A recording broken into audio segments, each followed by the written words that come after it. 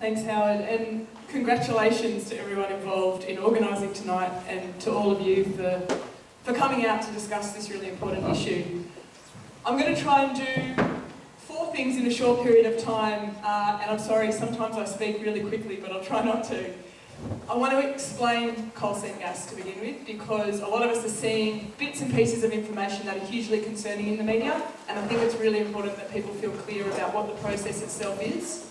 Talk about the risks, talk about what's actually going on in the Illawarra, and finally talk about current state and federal policies and what they mean.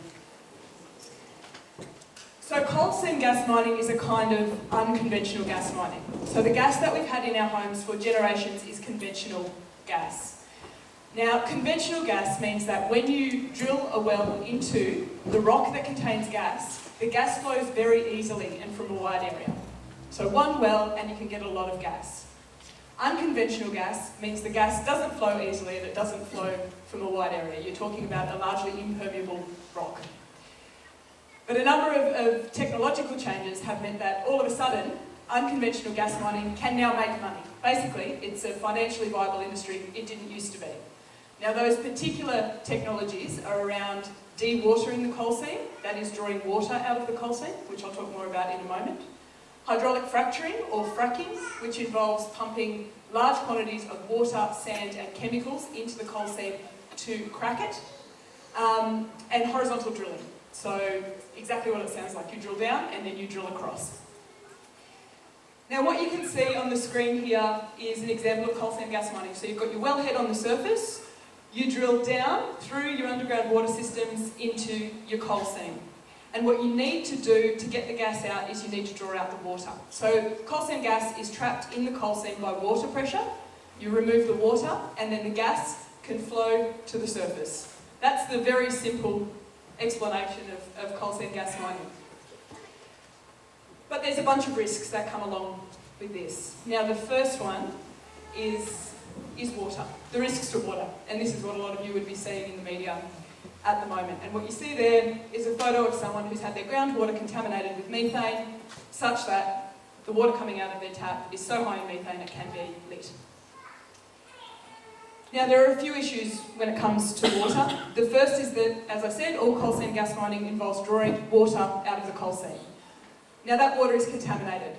It's high in salt, it's high in methane, and it can contain toxic and radioactive compounds and heavy metals. You have to draw that contaminated water out of the ground in order to access the gas, which means you need to deal with that contaminated water. And it's not a small amount of contaminated water we're talking about. The federal government's water group have estimated, based on industry modelling, that up to 5,400 gigalitres of contaminated water is going to be drawn out of the ground every year by this industry. Now, I don't know about you, but when I first heard 5,400 gigalitres of water, that meant nothing to me. But to put it into perspective, households Australia-wide use 1,872 gigalitres of water every year. So 3 times the water that we use in our households every year will need to be drawn out of the ground. It is contaminated water, it will need to be treated, disposed of, looked after, and at the moment we don't have a method that can remove all possible contaminants. Now there's also the water that you pump into the ground with coal seam gas mining. So particularly when it comes to hydraulic fracturing, you actually directly contaminate fresh water, pump it into the ground to crack that coal seam. And you can only recover 20 to 80% of that water. So you're releasing contaminated water into the ground in order to crack that coal seam. Now a couple of examples of very practical problems that have happened to this I want to give, because it's not enough just to say these are possible risks and things that can theoretically happen. They're happening. So AGL in Camden had a fracking well blowout.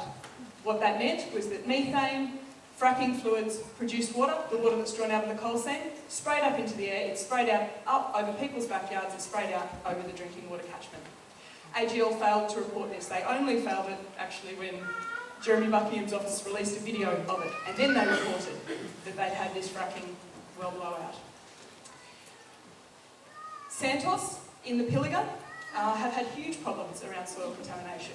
So around drilling sites there, they've found arsenic, lead, salts, petrochemicals, and there's now just dead zones dead zones of trees, because of course, on a very basic level, if salt leaks into a freshwater environment, it kills the plants that live in it, on top of which you've now got toxins that have leached into that environment. ConocoPhillips and, who's the second company? Origin Energy have been treating wastewater up in Queensland. Now they've been using reverse osmosis, and that sounds good. Companies say, don't worry, we'll treat this wastewater. They were then releasing this wastewater into the Condamine River, up to 8 Olympic swimming pools a day. This water was toxic. So treated wastewater was toxic. It contained 17 chemicals at levels considered to be toxic. And this is what's actually happening. This is the industry playing out, and overwhelmingly, these examples are being discovered by ordinary community members who are worried, who are putting their own resources into testing things, because these are the things that people are experiencing. Can I just get another photo, Steve? So what you can actually see there is the fracking wellblower in Camden, and another example in Queensland. And if we go to the next one. Sorry, I'll say one more point about water. Now, obviously, if you're drawing up to 5,400 gigalitres of water out of the ground every year, you are depleting groundwater sources. So your overlying freshwater aquifers can drop down to recharge your coal seams. We are depleting our groundwater sources by up to 5,400 gigalitres of water every year in doing this, as well as releasing fracking fluids into the ground. Now, obviously, in a country that is so dependent on groundwater, this is appalling. Now, methane is another big risk. So coal seam gas is principally methane. And this is an enormous issue because methane is a highly potent greenhouse gas. It's also highly flammable, highly explosive. And the industry figures on how much methane is leaking from these wells has so far been shown to be so far removed from reality to be laughable, if it wasn't so scary. So the industry, for the most part, has reported 0.12% leakage. That's what they're expecting. Now, all of the peer-reviewed studies to date show at least 4% of the methane leaking straight off the top. Now, straight away, that means that this isn't cleaner than coal in terms of global warming potential. It's worse, it's much worse. But also, we're often talking about a leaking gas well being put into bushland, being put into drinking water catchment areas. You're introducing an explosion risk and a fire risk into areas that are often already at risk from these problems.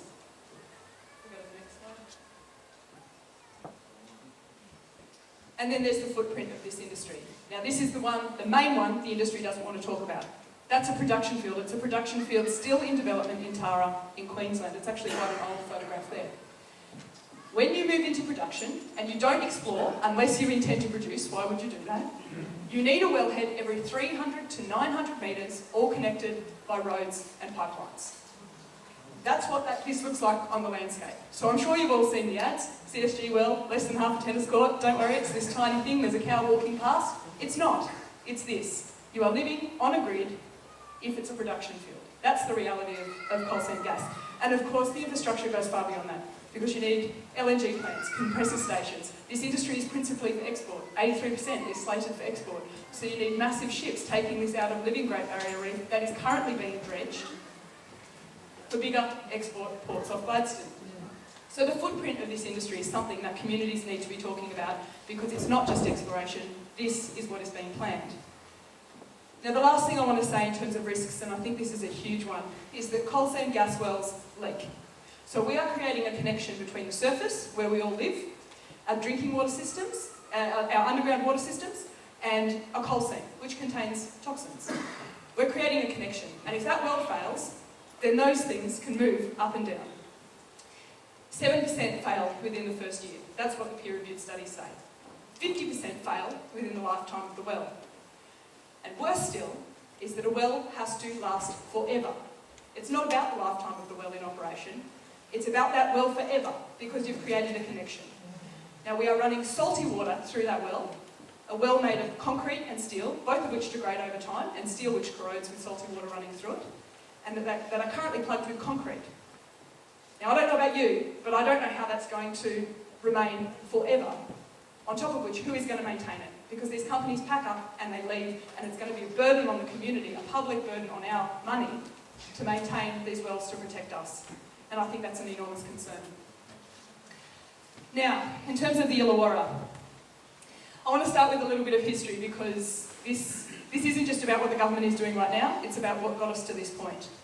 Now, obviously, for the most part, this has happened under successive state Labor governments. And in the Illawarra, we had licences issued over the entire Illawarra under the previous Labor government, state Labor government. All right, Steve, stop tweeting. Next one.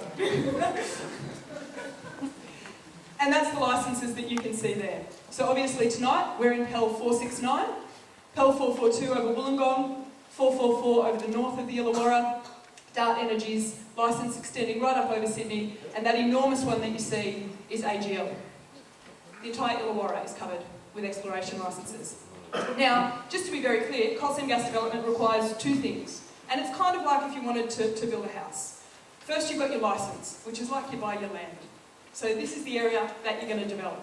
Then you put in a development application in the same way that you would for a house, and that's for your wells, your roads, your pipelines. So these are the two steps to the approval process. Now, an exploration licence isn't just the government said, all right, you can do this thing that you want to do. It's really important to say that a condition of the licence is that you develop. So it is the government saying, we want coal seam gas explored for in these areas. That's actually a condition of the licence. Now, in the Illawarra in 2009, 15 coal seam gas wells were approved in and around the drinking water catchment for Greater Sydney. So just to be very clear, there are 5 major drinking water catchments that give water to about 65% of people in New South Wales. So it's an incredibly important area. The special areas make up, we're talking 2% of the land in New South Wales. So 2% of the land for 65% of the drinking water for people of New South Wales. So it's pretty damn important. These areas are protected.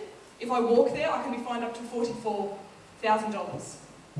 Now, of these 15 wells, 10 are in special areas. So these are in the areas where if I walk, I can be fined up to $44,000. Go to the next slide, please. And that's a look at the wells. Oh, one of my pictures has disappeared off the screen a bit. That's okay. We're looking at the top of the Illawarra escarpment, so land that's incredibly prone to landslip itself. We're talking about drilling into that land. We are talking about stimulation in that land. So stimulation is a fancy word for fracking when no one wants to say fracking, because fracking is so unpopular. In the Illawarra, they say zero radius drilling.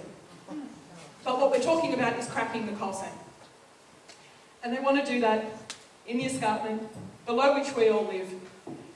And the community was shocked. So this approval went through in 2009. We found out at the end of 2010. And we only found out because there was a leaked document, which was a correspondence between a coal mining company and a CSG company talking about an agreement to mine for coal seam gas.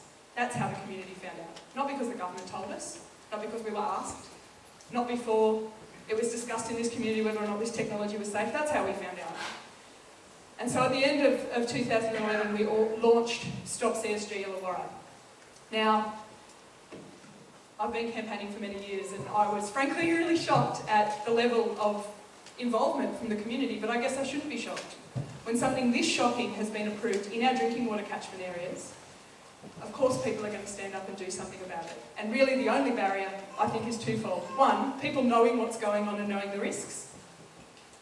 And two, people knowing how to participate in a campaign, that there's a group that they can get involved in, and that there's things that they can do to stand up for our drinking water.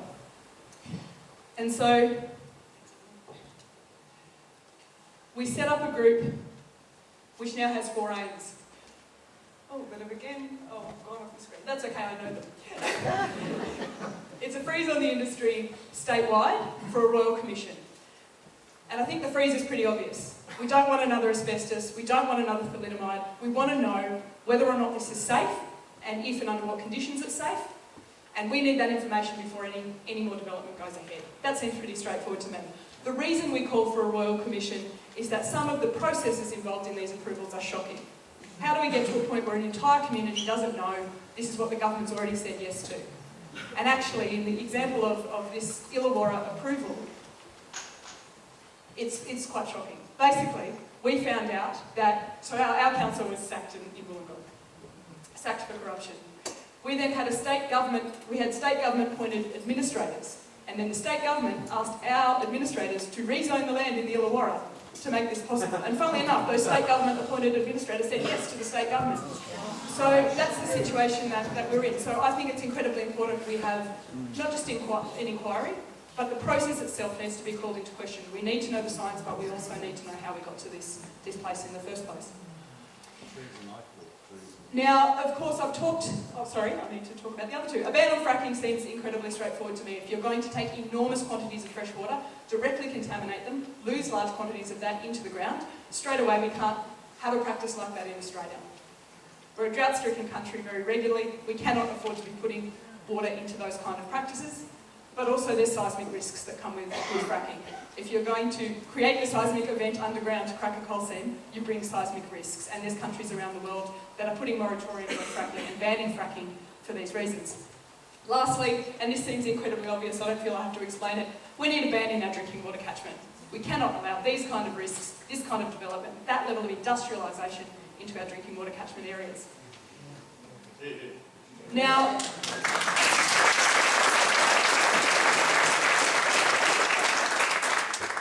I don't remotely want to play politics tonight, but we also have to acknowledge the truth about what our state and federal governments are doing. And prior to the election, we had lots of promises that this would not continue to be the case. That we would be in a safe environment in our communities, that our land and water would be protected, that we would have a ban in our drinking water catchments. That was all promised before the election by our current state government. And it's frustrating to say that's not the case.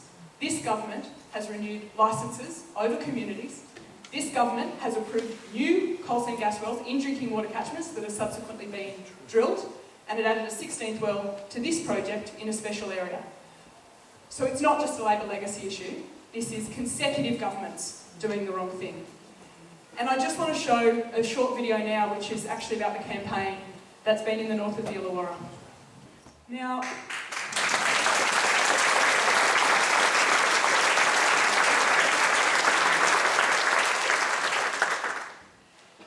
really as a result of campaigns like this, but also campaigns like this across the state, across Australia and increasingly around the world, we're starting to see some changes, but they've not gone anywhere near far enough. And that needs to be discussed frankly here tonight, because I hear over and over again from both state and federal governments, don't worry, we've got the policy, it's safe. It's now safe, we're protected. And we're not. And that needs to be said incredibly clearly, because it's only going to be through communities continuing to do this kind of thing that we're actually going to see the kind of legislative change that we actually need on this issue. Now I want to, in talking about that, take up two things directly. The first is there's been a raft of changes at the state level. And it's good, we're starting to see some changes at the state level, but they don't go anywhere near far enough. So prior to the election, we were promised that agricultural lands, that drinking water catchment areas would be ruled out, would be safe, that communities could breathe a sigh of relief because where our food comes from and where our water comes from was not going to be threatened by coal seam gas mining.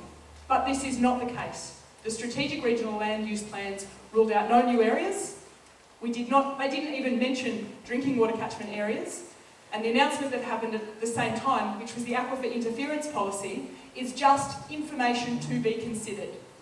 That is, it requires no certain levels where you say, no, that's not good enough, that can't go ahead. It's just information for the government to make a decision. And I think that's a huge problem. At the same time, we've had the federal government announce this water trigger. So it's a change to the Environmental Protection and Biodiversity and Conservation Act. So basically, it's our National Environmental Protection Act. That's what it is.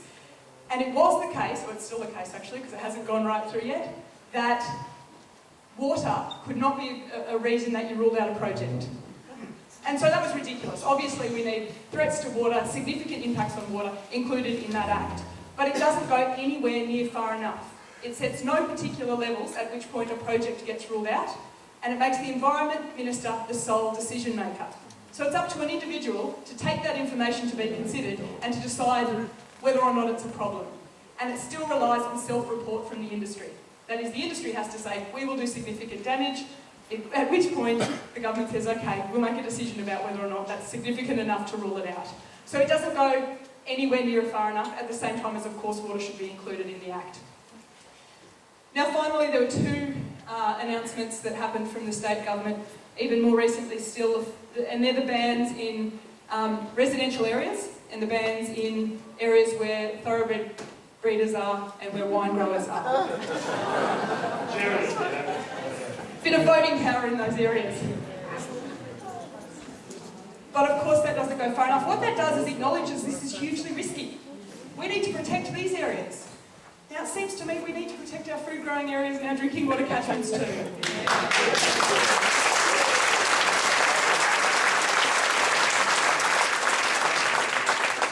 frankly, the enormous problem with introducing those bans in the absence of others is that it actually means that drinking water catchments and agricultural areas are more likely to be developed, because that's where the companies need to go. And particularly for rural areas, regional areas, areas with drinking water catchment, and areas with important forests, this is a huge risk. And that includes areas like the Shoalhaven, obviously. Now I just want to take up a couple of reasons we're told that this can't be fixed. Because I don't care who does it. I don't care whether it's the state government or the federal government that steps in and protects us. What I care is that they do it. And until that date, we have to do it. And the campaign in the Illawarra so far has prevented drilling of any one of those wells. That's the campaign, it's not steps the government.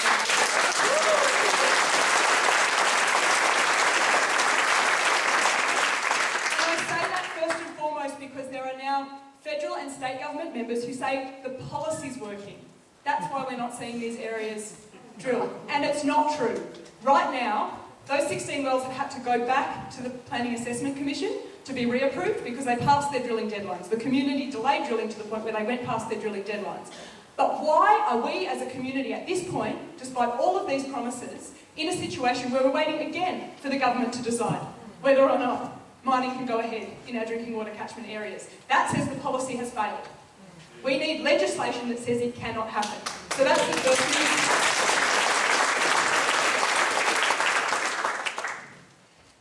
The second is we're told it's a legacy issue and that it can't be stopped because of compensation. This is fundamentally untrue. We are expected to believe our government is impotent. That is, nothing can be done at this point. And that's an outrageous thing. The only formal body that can actually stop this is the government. Communities are doing it, but the government has to stop it. And compensation is not necessarily the case. So first and foremost, if a company breaches the conditions of its licence, the government can remove their licence without compensation. That's in the Petroleum Act. The company, Leichhardt Resources and Planet Gas, have breached the conditions of their licence. The licence in this area did not need to be renewed. A condition of their licence was that they drill, and they have not. The government was absolutely in a position to cancel this licence, and they have not. That is a choice. They renewed it for 6 years, which is 2 to 3 times the norm. Absolutely outrageous. They failed to relinquish any of the licence, even though in the government's own policy it says that they have to relinquish 25% of the licence. The government waived that. Now what that tells us is the government is still developing this industry. It's communities stopping this, it is not the government. The same goes for the Pels in the north of the Illawarra. There is no reason that those licences have to continue. The government is absolutely in a position to cancel this, and it's in a position to do it without compensation in many cases. So it's a furphy. We're told it's going to cost us too much money, but it's not. And I tell you what, even in the cases where it might, it could, and lawyers are saying it might or it could, our drinking water is too important. And that's the thing the public needs to continue to tell this government. Get them to print some extra money. Now finally, and the key thing I want to say, walking out of tonight, is that I think I'm here tonight to call on our state and federal governments to ban coal seam gas mining in our drinking water catchments, to put a freeze on the industry for a royal commission, and to ban fracking. I've been doing that for a couple of years now, and I think that it's people who continue to get involved in these campaigns, people who continue to stand together, which is the reason we're now hearing government say good things. But we're only going to see them do good things because more and more people get involved and tell them that until we see the right thing done, we're not going to stop. Thank you.